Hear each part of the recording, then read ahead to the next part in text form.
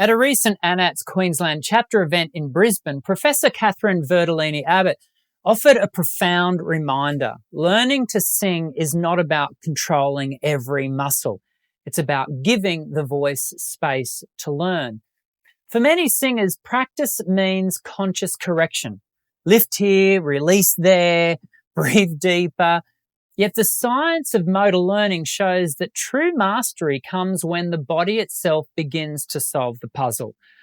As Schmidt and their colleagues write, one of the most important features of practice is the information learners receive about their attempts to produce an action. That single sentence reframes how we approach vocal pedagogy. Singing isn't a purely cognitive task. It's a behavioural system that adapts through feedback, attention, and emotion.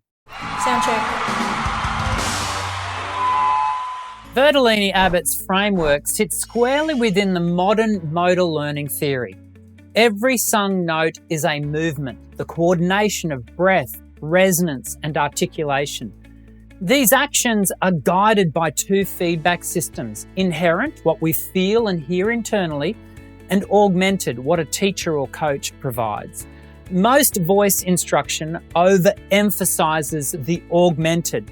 We talk, demonstrate, and correct until the singer becomes dependent on constant external input. Research shows this approach can improve short-term performance, but often weakens long-term learning.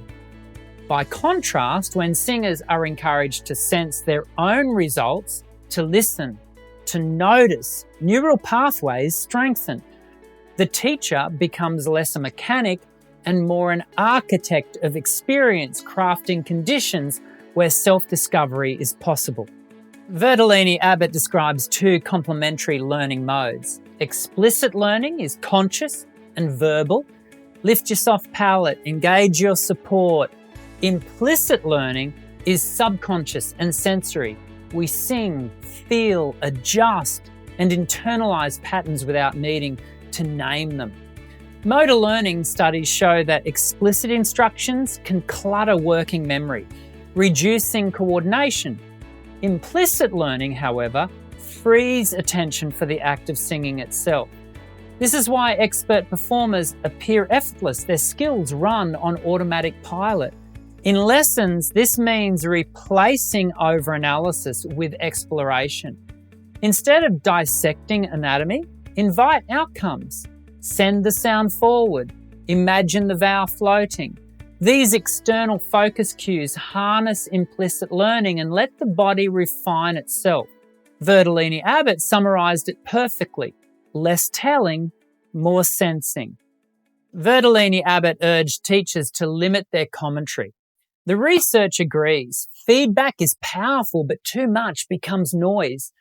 Continuous correction can stop learners from forming internal references of correctness, the brain's own capacity to detect and fix error. Delayed or reduced feedback, on the other hand, encourages independence, asking, "What did you notice?" rather than, "You were flat," compels reflection before guidance. That pause is where learning consolidates. The link between science and artistry is striking here. Singers flourish when feedback is timely, specific, and minimal. Just enough to inform, never enough to overwhelm.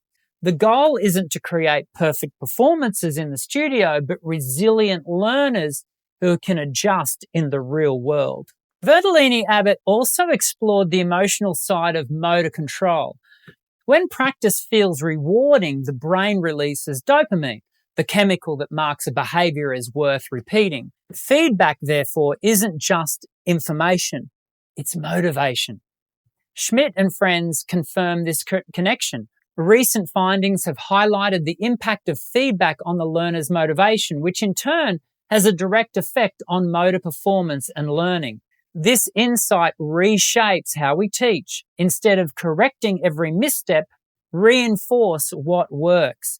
A small success, genuinely acknowledged, activates the same neurochemical loop that drives skill retention. The voice remembers pleasure more effectively than punishment. A smile or a nod or a simple yes, that one, can wire new coordination faster than any technical lecture. Throughout her presentation, Katherine Verdolini Abbott repeated a liberating phrase.